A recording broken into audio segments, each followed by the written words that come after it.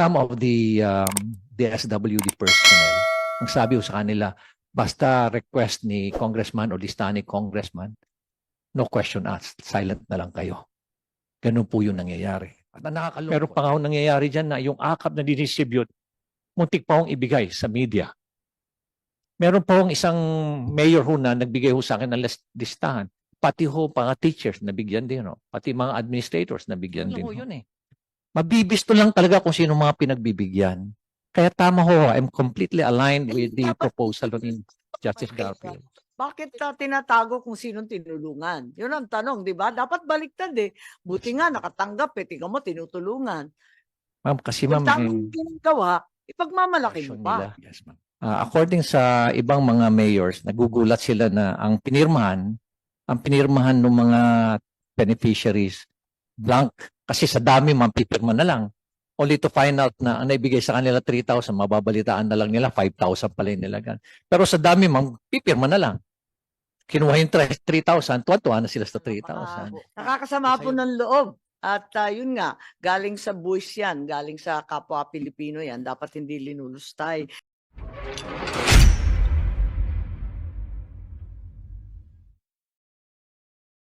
Alam natin yon. Pero eto, narinig natin si Chairman George at maraming salamat. Siguro ang tutumbukin naman natin ngayon, I think you can go ahead. I think your legal officer will be staying in the event that there are questions. Thank you very much, Madam Chair. But we are happy to hear na sa palagay ninyo, sa ngayon, sa itsura ng guidelines, hindi yan sapat para isantabi ang kulay ng politika. Yes, Madam Chair, definitely at this point, yes. Maraming salamat, Chair. Maraming salamat sa COMELEC. At siguro, habang tayo ay namomroblema sa issue ng sino ang kalipikado, yung isa pa ay yung makatotohanang implementasyon sa LGU. Kaya tawagin natin si Mayor Benji Magalong na alam ko marami nang sinabi tungkol dyan eh. At nais natin marinig from the ground. Ano ba talaga ang nangyayari sa AKAP at bakit ayaw ninyo ang mga pangyayaring iyan? Maraming salamat, Madam Chair. Thank you for giving us this opportunity to convey to you what's really happening on the ground. And I prepared a position paper. I've already provided the Secretary a copy of this position paper. And this is a reflection of the sentiments of many of the mayors, both in the cities and municipalities, Madam Chair. But let me first start with this quotation from no less than Justice Marvick Leonen. Ma'am, please give me about 6 minutes po. Tatapusin ko po kagad. Please go ahead. Sabi ho ni Justice Leonen, the power to spend is an executive constitutional discretion, not a legislative one. In the local government, we laud the national government's effort and appreciate its intention to provide financial assistance to low-income families and individuals. While AKAP seeks to accomplish that, it is mired with irregularities which defeat its purpose. And I'm here today to inform you of the pressing challenges and loopholes that hinder its effectiveness. First, the current AKAP practice is plagued with many irregularities. The media already documented several cities and localities with complaints from both indigents and local functionaries regarding the unpredictable procedures in receiving AKAP. In one report, beneficiaries claim to have received a reduced amount of AKAP. Meanwhile, many barangay captains, social workers raise concerns about angry beneficiaries who are forcing them to issue certificates of indigency to claim assistance. These are all born out of a lack of comprehensive public information and strong guidelines for disbursing AKAP. Currently, the barangay issues a certificate of low or no income to avail of the program. Unfortunately, barangays do not have the tools to measure if the client belongs to low or no income. Barangay officials can certify that individual is a resident of the barangay. Yes. We recommend that the CC Social Welfare prepare and issue the certifications to improve the process. CSWD or the MSWD is better prepared to assess the client's level of well-being. Besides, they are well-trained on the National Household Targeting System or yung tinatawag po nating listahanan. Second is the weak transparency and data sharing mechanism. I urge our lawmakers and national agencies to examine and establish transparent data sharing mechanisms for AKAP. It is highly inequitable and redundant when one beneficiary can receive multiple AKAP assistance because we are blind in data and cannot cross-check in the distribution list.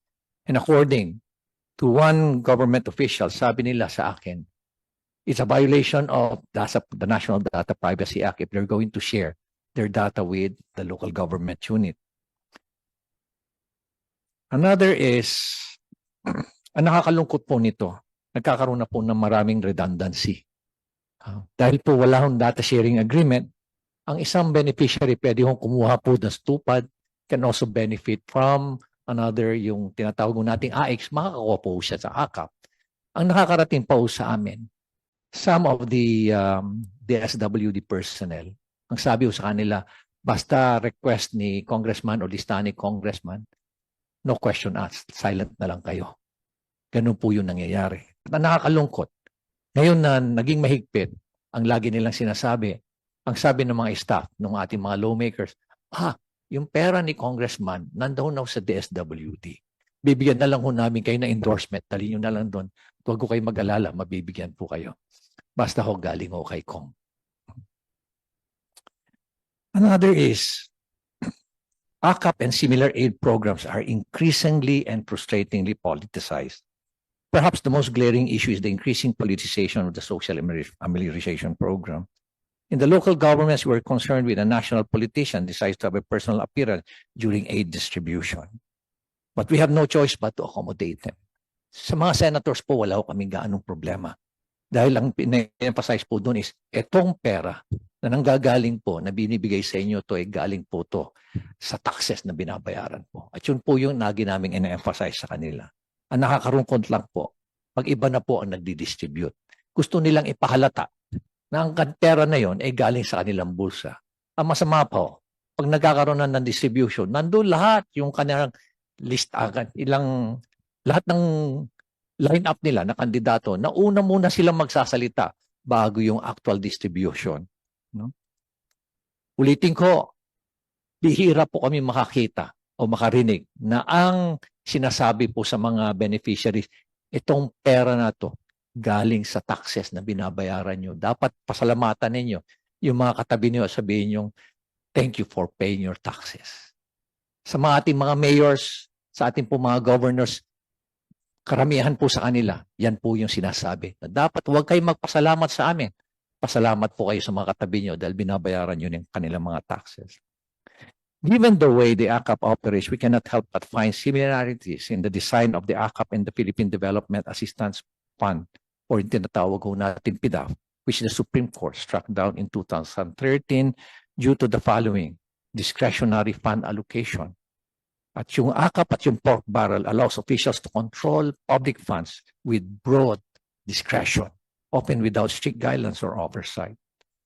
Similar to PDAF and AKAP enables government officials to decide on fund distribution even after the budget has been approved, violating the separation of powers. Like PDAP, where legislators inserted specific budget allocations for their pet projects, AKAP may also involve executive officials or lawmakers influencing fund distribution for political or personal gain. Hindi ko po sinasabi na congressman lang po. Sinasabi ko rin po rito, pati ho governors, pati ho mayors. Ganyan din po nangyayari. Alternate politics. Both programs encourage a system where funds are used to benefit specific constituents. Meron pa nga ho nangyayari dyan na yung AKAP na didistribute, muntik pa hong ibigay sa media. Meron pa hong isang mayor ho na nagbigay ho sa akin ng listahan. Pati ho mga teachers nabigyan din ho. Pati mga administrators nabigyan din ho. Inefficiency in public spending, instead of being allocated based on national priorities, funds under both programs risk being distributed based on political considerations. To reiterate, I'm one with the national government in providing meaningful assistance to our society's vulnerable sectors. But the work to create a more inclusive, efficient, and responsive social protection system for all Filipinos goes hand in hand with transparency, accountability, and genuine, not parochial concern for Filipinos.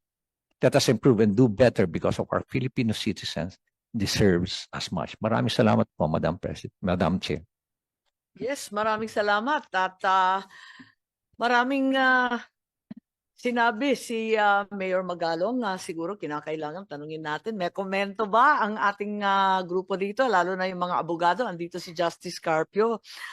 Talaga bang may violation ito sa ating konstitusyon na sinasabi dahil yun nga doon sa DAP ruling ng 2013 talagang nagkahalo-halo na yata yung executive at legislative na tanging pinagbabawal ng saligang batas. Justice Carpio, paliwanag ninyo sa amin paano ba nag-ooperate yung hiwalayan ng iba't ibang sangay ng pamahalaan?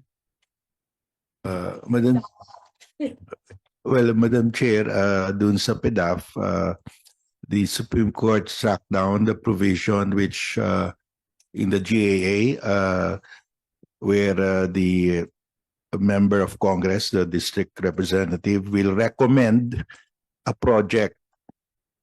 Sabi ng Supreme Court, Congress can only appropriate but cannot even recommend what project because execution of the budget is already with the executive branch. So that's why dito sa AKAP, inaamin nila na they accept, the SWD is admitting that they accept recommendations from members of Congress. Well, I'm willing to concede that anybody can recommend, no? Everybody.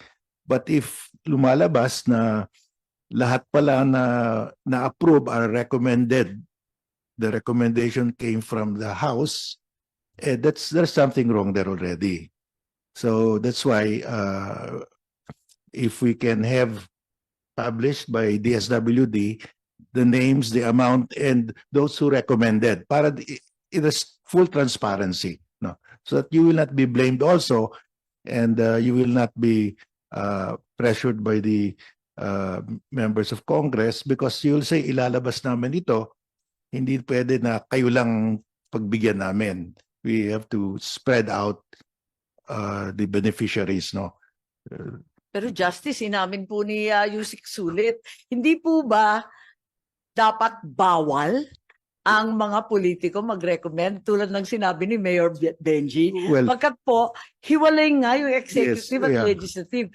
Pwedeng tumanggap ng listahan ng iba't ibang tao, ng iba't ibang departamento, pero palagay ko ang politiko hindi dapat nagbibigay ng listahan, di po ba? Kasi ang liwaliwanag ng ating constitution nakalagay yung decision sa PDAF, ang sabi ng Supreme Court, you cannot put it in the law that the congressman will recommend. But as part of the general public, anybody should be able to recommend. That's my position. But they cannot put that there because pag sila ilagay mo dyan, talagang mauubos sa kanila na lang.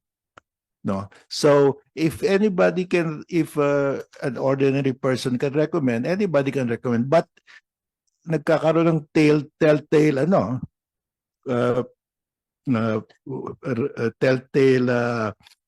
paper trail kung lahat na recommend, lahat na na-approve na beneficiaries recommended by congressman. Yun, iba na yon. Even if it's not in the law, but in practice, yun ang ginagawa nila. So I think that's a violation also. So that's why I'm recommending, Madam Chair, that i-publish na lang nila yung list of beneficiaries, the amount, and sino yung nag-recommend. Pati yung amount ang sinasabi ninyo. Yes, kasi sa India, turns out that the beneficiary received less than the amount stated.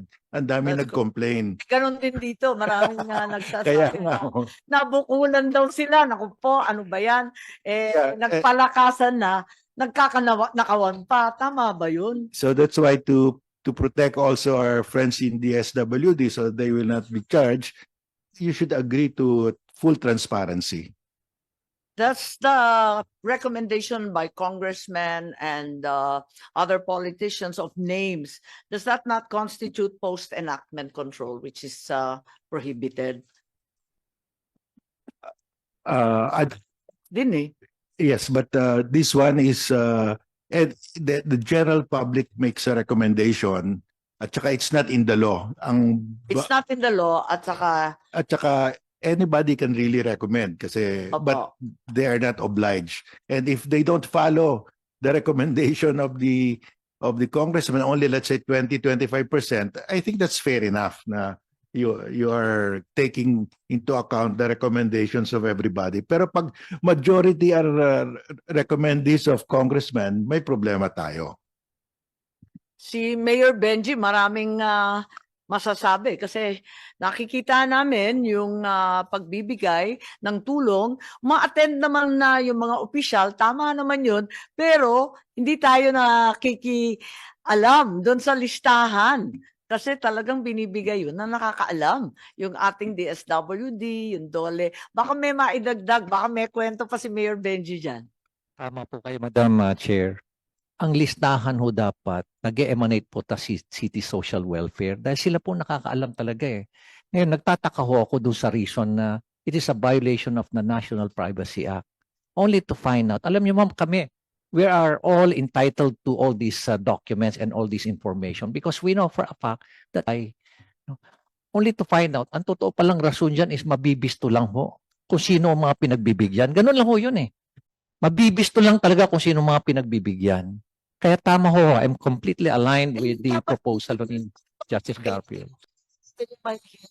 Bakit tinatago kung sinong tinulungan? Yun ang tanong, di ba? Dapat baliktad eh. Buti nga nakatanggap eh. Tingnan mo, tinutulungan. Ma'am, kasi Kung ma'am, tamang ginagawa, ipagmamalaki mo pa. yes ma'am. Tama ho kayo ma'am. Pero mas importante sa akin ay supporter ko yung bibigyan ko. Ganun ma'am ang marami pananaw tayong ng mga... nagsalita ba opposite. Yes ma'am. Paano ba yon? So sa implementation, yung actual, DSWD, alam namin na kayo napapag-utusan kung minsan. Paano ba yun?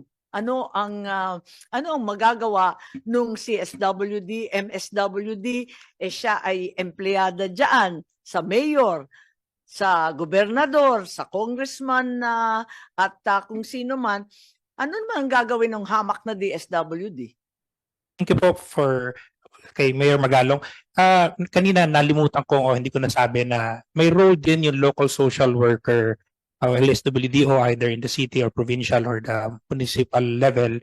Kasi sila rin yung isa sa mga accepted documentary requirements is the certification from the social worker na qualified ka. So there you can,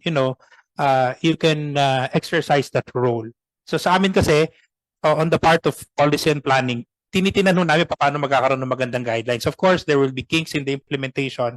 Kaya nga po yun ng these interagency guidelines, yun sana yung hope na ma-address yung ganong kind of implementation issues. Pero sa guidelines po, may role po yung city municipal social worker in the vetting of the qualified individual. Nakatista yan, pero ano ang realidad? Ano naman gagawin nun? Kung na-pressure ng kung sino-sinong malalakas at makapangyarihan. Chair, ulitin ko lang yung lahat, kahit po kanino manggaling yung listahan, walk-in, in the end po, ang nagdi-determine kung sino yung qualified, DSWD po. So hindi po porket ito ni-refer ka ni X, O, ni Yusek Y. Sulit, ang dami-daming nagre-reklamong MSWD sa amin na talagang nahihirapan sila, naiipit sila. Ma'am, mayroon pong bago rin na provision dito. May hotline, katulad ng sinasabi na may tarpaulin po kaming nilalagay. Ang ayudang natanggap ninyo ay para sa inyo lamang, walang kaltas, something like that. So lahat ng payout namin. Yung pagpipili ng beneficiary at yung halaga na ibibigay, ano naman ang laban ng MSWD? Ma'am, we always believe na yung part po ng profession ng social worker is to assess. So, basta yung assessment ni social worker, it's an exercise of his or her professional opinion. Paano sasabihin, tatanggalin kita sa trabaho? It can be sa grievance mechanism po na nilagay namin. Ganyan, pag hindi sumusunod, biglang tinatanggal. Sa guidelines lang po ma'am, insofar as Yun nga, pero yung efficient. realidad, syempre may batas, tinitignan natin ang batas, tinitignan natin ang guidelines at IRR. Titignan rin natin yung realidad, yung nangyayari. Paano natin ipagtatanggol yung mga MSWD? Ma'am, we welcome po yung ganyang kinds of grievance or complaint Pero, para we can address. Kahit marami ng reklamo tungkol dyan, nagmumula hindi lamang sa MSWD, marami ng reklamo mula sa mayor, barangay kapitan, congressman, senador, dami-dami ng reklamo.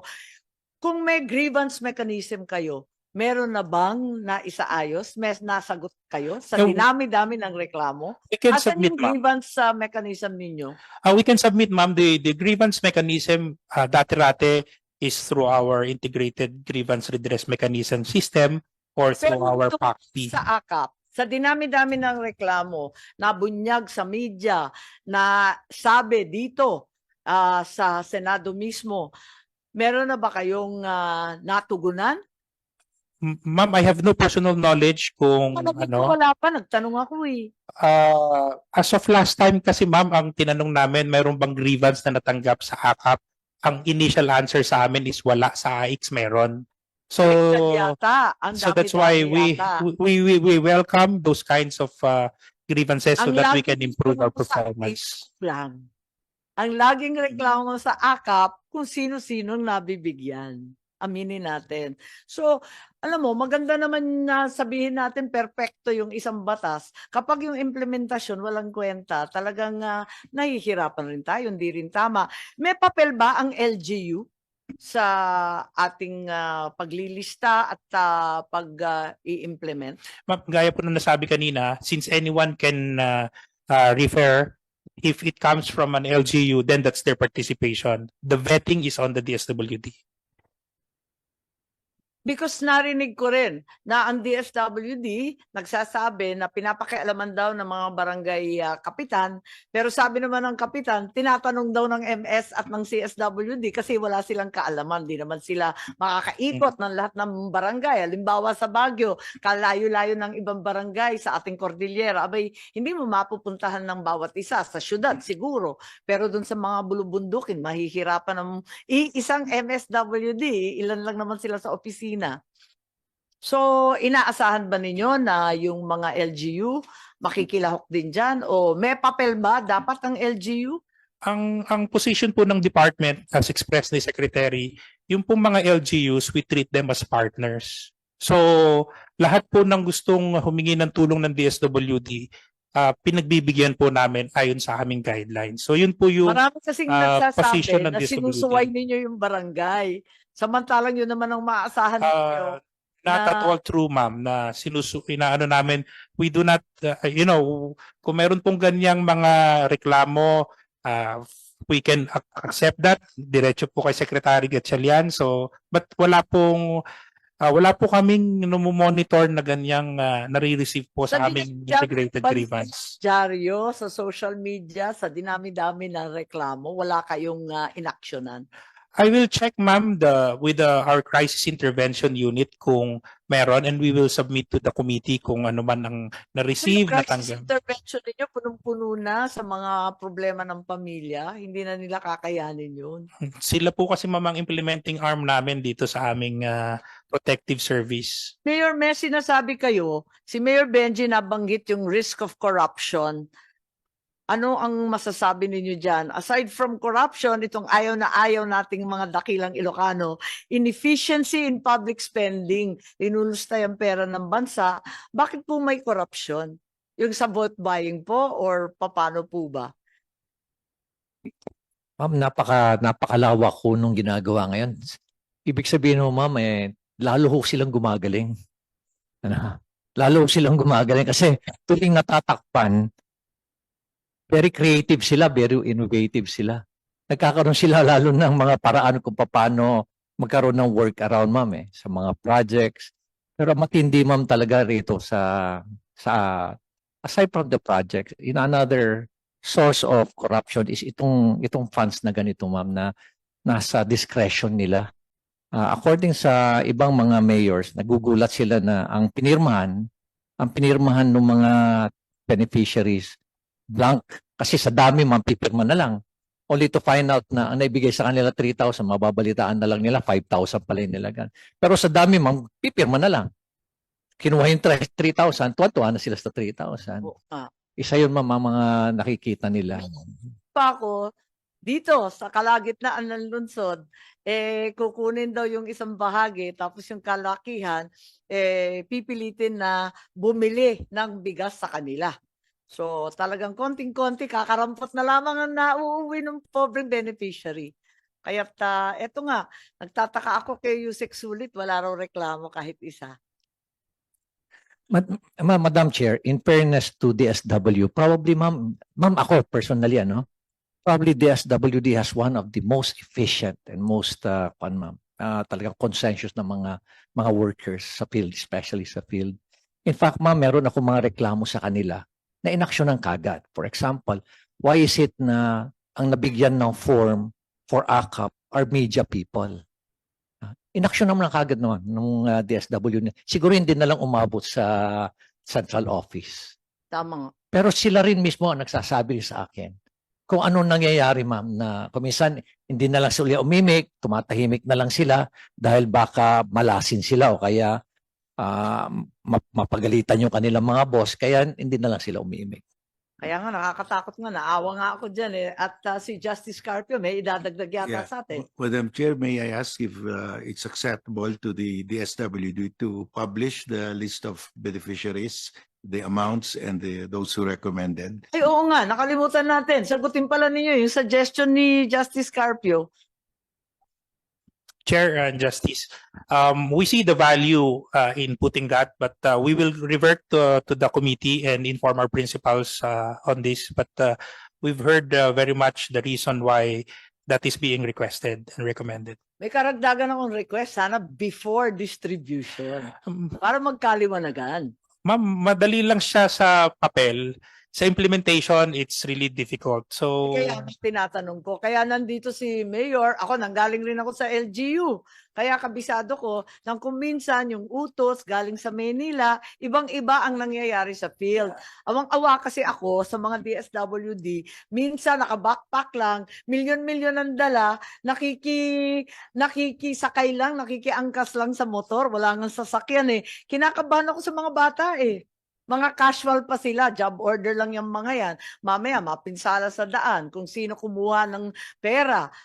Talaga nakakakaba. Alam ko, ino-improve na yung sistema ng DSWD. Ang sinasabi ko lamang, ang layo-layo ng nakasaad sa guidelines na may problema na, pag nakita mo pa yung implementasyon, mas lalong malabo. we will consider that, Okay Madam kayo, Chair. I-recommend ninyo yung listahan ni Justice. We will revert to our principals, Your Honor. And kanina po nasabi rin ng COMELEC, we will also issue guidelines for DSWD as regards implementation of financial assistance during the prohibited period of the election. So, maaring hindi po siya nakalagay dito because AKAP is, year-round. It's not only during election period, but definitely we are very responsible in complying with the COMELEC law, rules, and regulations. Thank you, Chair. Thank you, Mayor. May sinasabi kayo dati na 777 dahil corruption ang pinag-uusapan natin na inaakit ang iba sa 7 million na AX or AKAP yata. 7 million ba yun? At MAIP at tupad? Totoo yan, ma'am. Ma'am, I came from CIDG. Hindi ba malaki? Ma'am, Hindi ba mas malaki na ngayon? Palibasa election na. ma'am, sa host, pag ikaw mamang nag-host ng sortie, you get 30-30-30. That's 30 So yung million.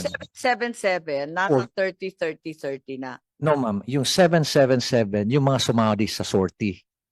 Pero ma'am, yung 30-30-30 is the host nung sortie, nung provincial 30 million sortie. ng AKAP, 30 Yes, ma'am. million 30 ng million. tupad, 30 million ng MAIP. Yes, ma'am. Opo. You can, pwede ma'am may choice ka, AKAP or AX. 30-30-30. And Opo. this information actually, ma'am, are coming from very reliable sources. Na actually, ma'am, namomblema. Narinig ko nga nagmamalaki yung iba. Yes, ma'am. Opo. Kaya ho, maraming nag-host Gusto mag-host. Kasi nga, ang laki nun sa kanila. Pero yung 777, dahil marami na ma'am sumasama, nilimit na lang. Maski na nakarami ka na ng sortie, but ang maximum na lang natatanggapin mo is for 4 sorties. So that's 4 times 21. That's still 84 million per lawmaker na sumama ma'am doon sa sortie. Opo. Ano ba magagawa dyan? Hindi ko rin ma'am alam kung paano ang gagawin. Pati ma'am kami rito Hello, ma'am. I was just talking to one businessman this morning. At, he's a very famous na businessman at he's paying about 7 to 8 billion a year. Nagugulat siya, nalulungkot siya na ganun na lang ba kadali i-disburse ang pondo. Na lang, yung ibinabayad ko palang tax, sandali lang pala nilang gastusin. At habang linulustay ang mga perang yan, mga 30, 777, wala pa rin tayong flood control, pinabayaan ang edukasyon, at zero pa rin ang PhilHealth, wala pa rin public transport, nakakaltasan ng todo-todo, ay nako talaga naman, nakakasama po ng loob. At yun nga, galing sa buwis yan, galing sa kapwa Pilipino yan, dapat hindi linulustay.